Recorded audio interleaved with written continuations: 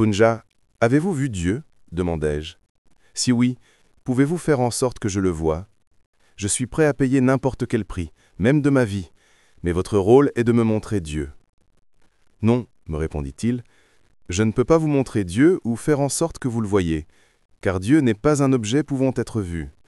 Dieu est le sujet, il est celui qui voit. Ne vous occupez pas des objets que l'on peut voir, cherchez celui qui voit. Il ajouta également, vous seul êtes Dieu. Ramana Maharshi dit, lui, tu ne peux pas le voir comme un objet, parce qu'il est celui qui voit tout. Car il parle ici de la conscience pure, de ce que l'on appelle en sanskrit Atman, ou encore le soi. Pourquoi ne peut-on pas le voir comme un objet? Parce que tout objet perçu suppose un sujet percevant. Et ce sujet ultime, c'est ce que Ramana appelle le soi, la conscience qui perçoit.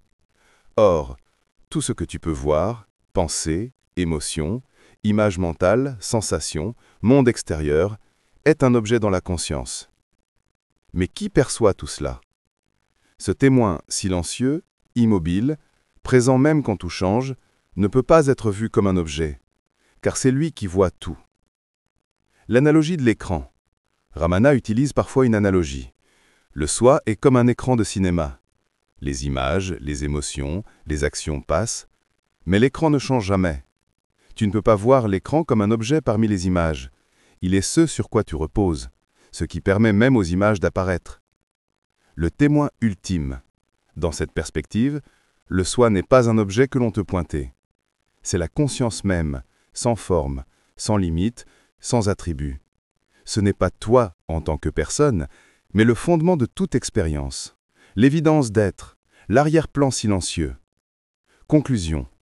Ramana nous invite à retourner le regard, non pas vers ce que l'on voit, mais vers celui qui voit, non pas à chercher Dieu comme un objet, mais à demeurer dans la pure conscience, qui précède toute dualité sujet-objet. Dès lors, tu ne peux pas voir le soi comme on voit une chose, car tu es déjà cela. Tu ne peux que t'y établir, en silence, en présence nue.